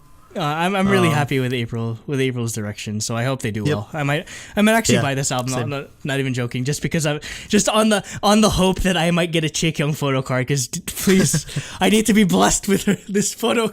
Like the teaser photos for this were just incredible. That's probably what won me over in the first place, to be completely honest. So good on DSP for all those just in the lead up to this. It's really like great marketing on their hand. Yep. So 9 out of 10 overall. And we will move on to our final topic, topic 5, which is Zion.T's ZZZ album, which Andrew will be leading. All right, so yeah, this is Zion.T's comeback for the year. It's been a year since his last album, which I believe, or a mini album, which I believe was called like Cinema or something like that. I mean, I've been a big fan of Zion.T since like Young Bridge days, or no, since Eat, or basically 2015, 2016 maybe is when I really got into him. So yeah, I've just been a big fan, which is why we ended up missing the last album review, unfortunately. But I wanted to make sure we got around to it this time. So, there are 7 tracks with a like album bonus sort of thing that I just threw in there at the end. Just to like let you know, we're not gonna cover it. Okay. Opening track. I didn't. It was on 7 songs. So it was a previously released track. So that's why. Okay. Yeah, it's so just like a single. Yeah, okay. so it's a bonus track basically. Opening track first, we have Ideal, and this is definitely a good showcase of Zion.T's talent. It's this really he's probably one of the most unique voices in K-pop, or just in art, like among the R&B genre in general, just because he has a really nice, he does a really unique balance of almost like talking or rapping against a R&B beat for the most of the time, and it still works. Yeah, he still has, there's definitely an elegance and smoothness to Zion.T's voice, but he's able to sort of transition that into this talking rapping style, which he goes back to on some of the tracks on there. So I do like the cohesiveness in terms of that that style for him, and it works well. Like, I know we were kind of when like he's done like more like trappy songs a bit, which was kind of weird at first, but like he's done stuff with Zico, that's like way more trap. But he surprisingly manages to transition between the two styles very well. Yep. Is that it for you? Yep. Honestly, I don't know what your opinions are on Zion.T's music, to be completely honest. So I'm very interested in hearing this. So it's weird. I don't know. I go back and forth. I really like his more ballady stuff, like Young Bridge. But like his more like hip hop focused stuff, and like the more, I don't know, like harder R&B, I guess is the best way to describe it. Like basically like the more R&B. Nasally he does his voice, the less I like it, if that makes sense. Cause he definitely does that nasal quality to his voice. But when he's doing his ballady songs like Young Bridge, it's not as, he's singing more like fully. He's probably one of the only artists that I hate nasally voice for the most part, but he's probably the only one that I can sort of tolerate it with, and I don't know why necessarily.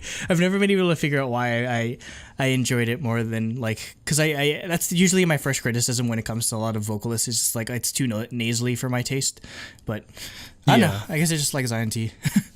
Yeah, no, I don't hate it. I've definitely grown to appreciate. I definitely appreciate what his skills. He's definitely good. As for Ideal, like you said, this is a good showcase of his skills. I think this is also a good showcase of his typical style. This is his bread and butter, R&B style. I really liked how upfront the bass was. But you could say that on a lot of tracks, honestly. Which is awesome. This was actually, though, like because it was like his typical song style, this is probably the one that stood out the least to me.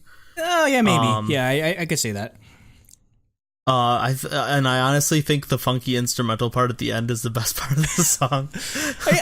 Unfortunately, I don't hate it. That's definitely what carries that it. That part stood out like crazy. But yeah, I don't hate Zion.T. He's just not something I would go out of my way to listen to. But you'll hear the rest of my thoughts. Next up, we have the single for this album, which is Hello Tutorial featuring Solgi of Red Velvet. So right off the bat, that's just I should have grabbed my light stick. Like right off the bat, that's an awesome collaboration right there. Just like two of the best vocalists in all of K-pop, just match made in heaven, basically. And one of my biggest worries when Zion.T decided to sign with Black Label, which is YG, was that I thought he'd get all the creativity taken away from his music and everything. But it's literally been the opposite, where he's just had more creative freedom than I think he's ever had, both visually and musically. He literally got Solgi because he's a Rebel of. That's what he said in an interview. He's like, I just did what any Red Velvet fan would do. just asked. Just asked if I could collaborate with Solgi. That's awesome too. I mean, because again, like it's there's no love lost between YG and SM. Like, it's very rare any of their artists collaborate. But that's why the interesting thing is this is under the Black Label's own channel. Like, they took off all the YG brand. Like, they used to upload Zion.T's music onto the YG channel. They spun off Black Label onto its own channel because it seems like their Black Label is starting to become a bigger and bigger thing. So that's it. Yeah, they probably want to separate themselves. They want to disassociate themselves. It's like, we're not YG. We're not YG, basically. And I mean, it's right, because it basically, the Black Label is almost the antithesis of everything we find wrong with how YG operates. Honestly, it's just like they have creative freedom. They are able to do creative concepts. Not despite Teddy being the guy in charge of the Black Label, not everyone has to be produced by Teddy. So it's definitely the more interesting label of YG's labels. As for the actual song, here I'll give you the quote before we start though. He said, "As someone who's a huge fan of Red Velvet, I felt like I should ask one of them to feature on the song. I wanted to work with Solgi because she has such a nice voice, and I thought it would go really well with this song. I'm so grateful she agreed to do it. I think I did what any Rebel Love would do." That's amazing. So you actually used their fandom name too. Oh my god, that's awesome. So yeah, as for the actual song, again, it's another really big standout. Like, the song, which was the name of his single from last year, was again just like a very creative, whimsical, like musically like intricate track. And again, this is just another one of those just great follow up in terms of that. And I really do have to gush about this music video. It's so cool. It's so good. Yeah, like, just again, like if you look back to Yonggwa Bridge, it's just literally him in the back of a freaking car, and like this, he's just doing like straight up, like, he's basically recreating Inside Out, like the Pixar movie, except it's him and Solgi like driving like human beings, and like he's like leaking like from little like the kids. It's such a cool like sort of concept, and again, it's just like it's something that it perfectly conveys like the sort of message and like meaning of the track. And I really enjoy like the music videos that he's been able to get under the Black Label. Also, just not even joke, this might be the first time I've ever seen Zion.T's eyeballs. Not even joking. If you look in the music video, he's wearing regular glasses, not sunglasses. Yeah. Because even at KCON, in like a dark ass like arena, like he has sunglasses on. So like this might be like this is like breaking news right here. Zion.T actually has eyeballs. Yeah. But yeah, for me, were you done? Oh yeah, just like obviously Solgi fitting it like literally we don't have to say much on that, honestly. Just like Solgi is Solgi. Yep. For me, I thought this was fantastic. It's that more like cute ballady R&B song, like duet. And yeah, I think their vocals fit like so well together. Solgi obviously sounds amazing. And yeah, like you said, I want to just gush about the music video because it's utterly adorable. It's the most wholesome music video of the year. It is. It's ridiculous. And like, not only is there Solgi, but there's even a bunny in it. There's a bunny in this music video. Running around, like, what? I know. Why the fuck is the bunny adorable there? But who cares? It's a fucking bunny. It fits him so well. And yeah, like, it's just the concept is great. It fits the song so well. Like, yeah, that really stood out to me. Like, the song is fantastic, but yeah, the music video like blew me away. Basically, just we're really both in love with this song, and I think Solgi or SM should return the favor. They should have them do a Station Zero song together. Just that'd be perfect. That'd be great. Actually, no, not just with Sogi. I want him to do a full collaboration with like all of Red Velvet. Imagine a Velvet Red Velvet track with Zion.T as a feature. With Zion.T featuring. That'd be that destroy the music charts basically. That get an all kill basically. Come on, SM. I'm giving you free ideas here. Take them. Next, we have My Love, which is one of the only song that has an English title, or is only an English title. Again, it's just this is actually probably my favorite song on the album, just because I'm a really big fan of this style of Zion.T. Like, this is just like, when I think Zion.T, I think like this style of like crooning with like the electric guitar in the background sort of thing. Just because Zion.T is like the perfect, like, I want to get fucked up on a midnight drive type of music, and that's the type of person that I am, unfortunately. So there's definitely a lot of Zion.T on my my smooth as fuck / like emo playlist. Again, it's just that's just sort of been a recurring theme like all day with these albums, is just like how perfectly intertwined these instrumentals are with the vocals. Because again, this guitar, this really like smooth electric guitar, it's almost like off on off-esque in sort of like the production of it, and like the bass line. Like Zion.T is like the only one that didn't try to hide the bass lines on this, and like, all credit goes to he collaborates with PJ a lot. PJ's PJ's a producer under the Black label. He released an album this year. He basically does the primary thing where he just invites a lot of other singers. So I've become a really big fan of PJ's production style. And again, it's just like he harmonizes against himself and everything, and I'm just like, like this is Zion.T for me, basically. Yeah. For me, I thought I pretty much agreed with you what you said. It's not my favorite song. I think the title track's my favorite song, or the single. But like, I thought this was a great song. The guitar part's really good. I just really like how funky and chill it is.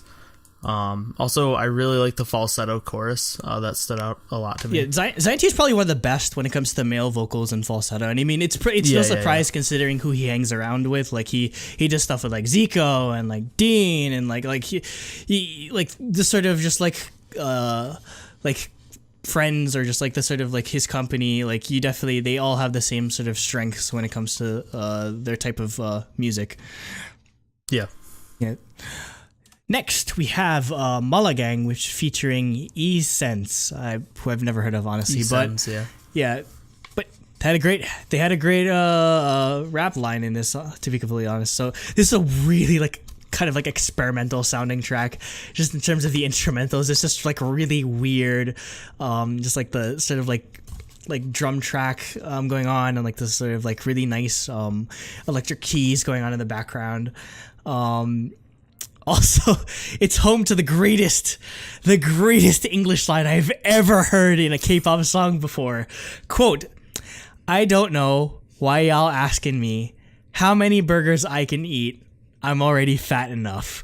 Like, I don't know. I didn't look up the lyrics to the song, honestly. I don't know why this is in here, but I just accept it for what it is. It's so good. I really don't know where it came from, but it's just awesome. And yeah, it's something else. That's literally what I said. It's something else.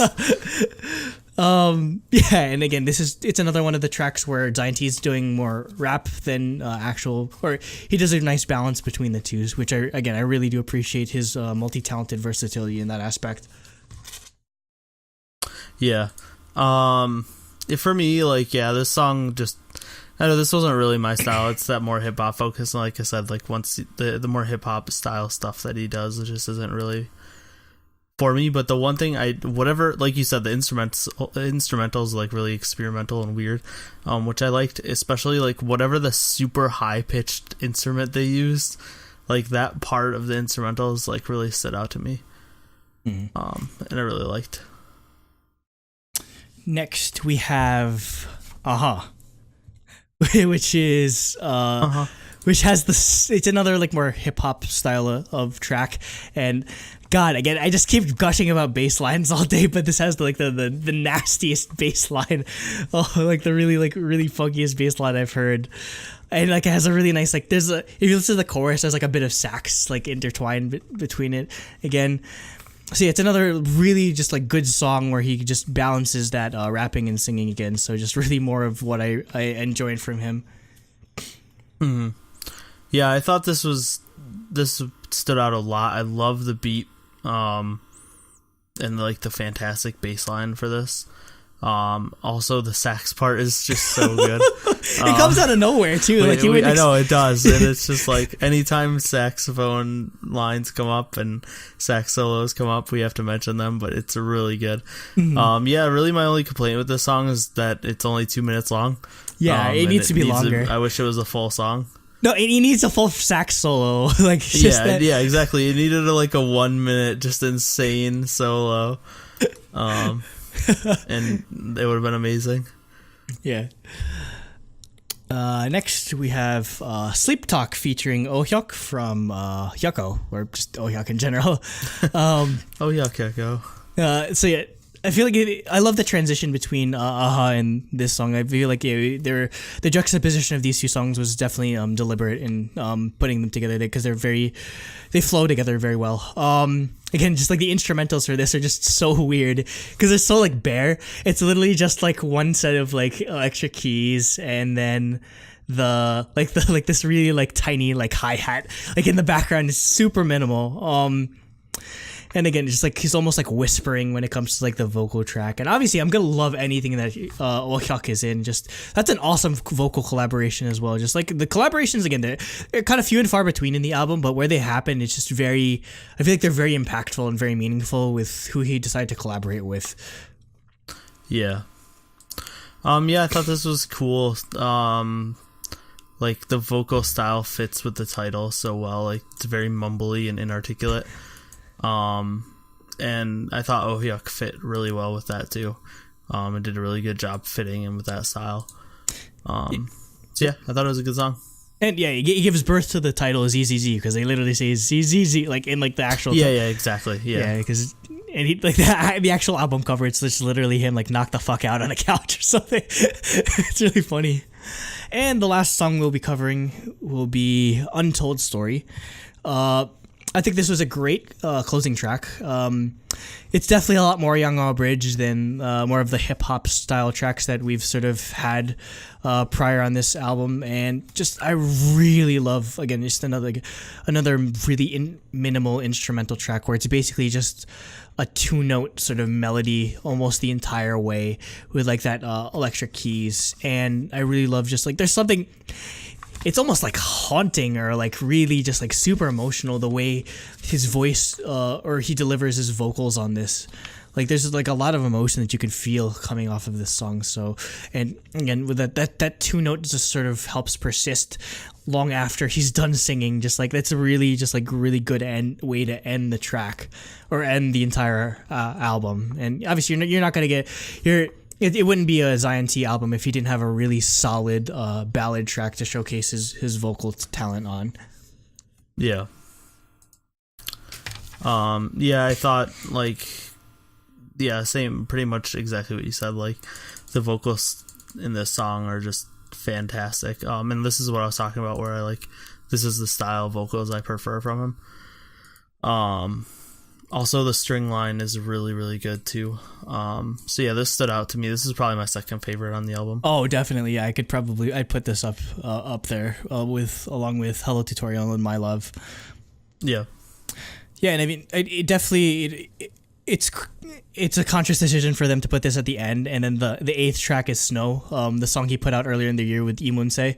It was a non-album single. So yeah, just like the two are very similar in terms of sharing the same sort of vibe. So yeah, like again, just great way to end the album. So when it comes to rankings or just ratings, I'm kind of sad Jacob wasn't here for this because I rarely do this. 6 out of 6 for music.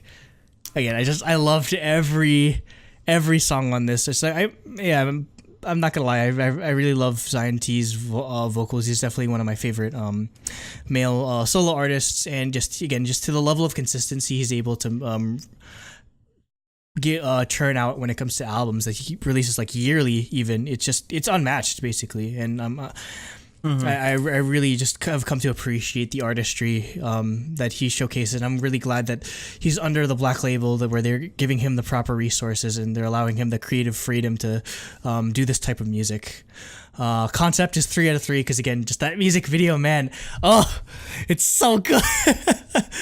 Like, it's so perfect. Again, just like they probably just it looks like they just give, like, Black Label just gives them a blank check and just like do whatever the hell you want when it comes to the music video, because it's like all these intricate sets and moving parts, and that's not cheap. Like, they're making all of these props and everything for the music video. Exactly. So like not even just like the artistry commitment or artist commitment. It's just like the financial commitment that they're giving to Zion.T is just incredible.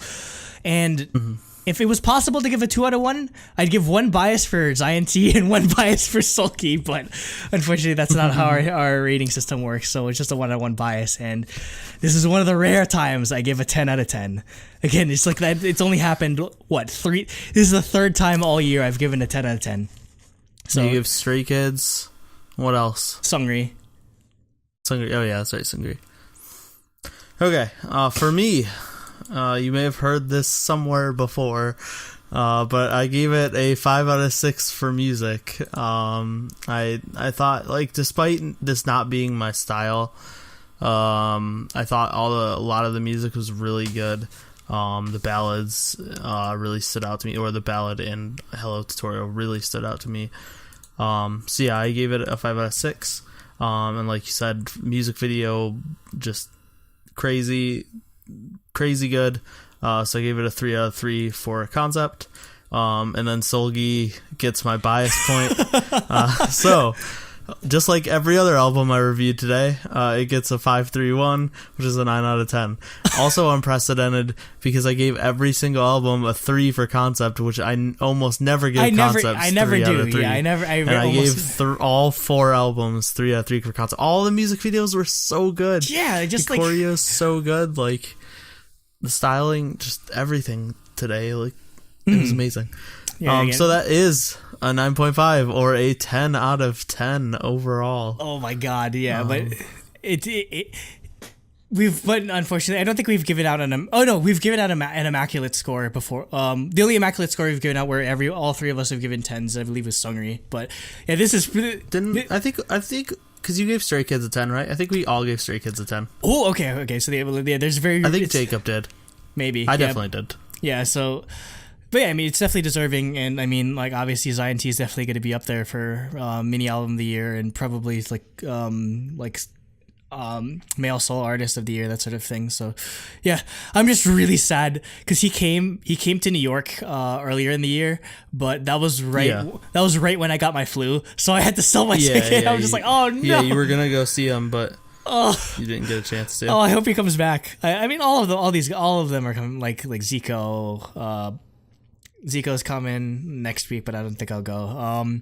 Zion.T's been here. Dean's been around. So, like, all these, like, male solo artists in K-pop are definitely sort of...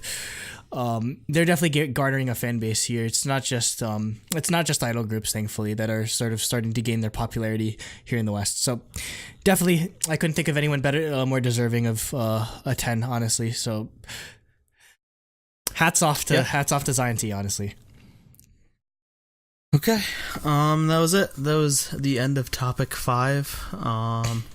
And I guess we will sign off now. Is there anything coming up for you other than this contest eventually ending? We have a winner, so a worst case. You know, by the time this goes up, there's probably a winner. Or by the time the full episode goes up, we'll be deciding the winner. Yeah, I don't think there's anything much else on the docket unless there might be a LunaCast coming up, depending on what the heck this. Yeah, what XX is. Yeah, I have no idea what that is. So that might be happening. Obviously, if Card might be due for a comeback at this point. I don't know. Maybe. I don't know. November is like turning out to be utterly insane. Yeah, so there's no room. So we'll see what happens. I know we have twice repackaged coming out. There's just a billion things coming out in November.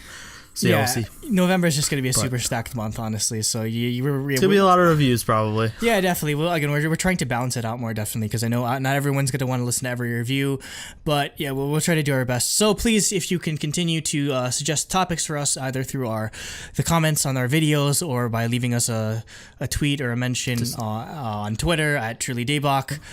Definitely. We post in Discord, or we definitely join the Discord, mutual lit, as always. That's definitely the easiest way to reach us is definitely through a Discord. I'm on there way too much during work. It's addicting, man. I used to be, but yeah, lately I've been super busy at work, so I haven't been on much. Yeah. That being said, that covers everything basically. I don't have any concerts, and so the only concert I have possibly coming up is a J-pop concert. But we'll get there. We'll get there in November. Yep, I have day 6 in like 3.5 weeks or whatever, but that's it.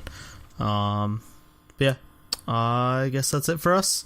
Like Andrew said, join Discord, subscribe, do all that stuff that you should do. Like the videos, I guess supposedly that does something. I don't know what, but it does something. Helps the algorithm. If you're on SoundCloud, tiny bit helps.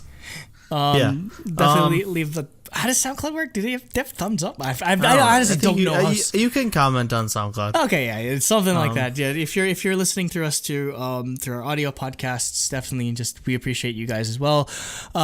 We are still in the process. I know it's been brought up. We are still in the process of trying to get our podcast on Spotify. I have no idea what happened on the other end of that. So if it randomly shows up one day, we'll find out as you guys are finding out. But that's definitely something we want to figure out because I know there's a lot of our friends are on Spotify already. So that's definitely a big goal for us. Yeah, we could probably try reapplying or whatever. Mm-hmm. Okay, that's it. That'll be it. Annyeong. Stay sulgy. Throbbingly sulgy. No. No, don't stay throbbingly sulgy. All right. Bye, guys. Annyeong. So now 2 of my favorite NCT songs are ballads. I don't know if I like it better than the Station song. I can never remember the name of that song. Cooper and Victoria will correct me. What is that? Do you remember, Jacob? The Station ballad? The U Station song? That was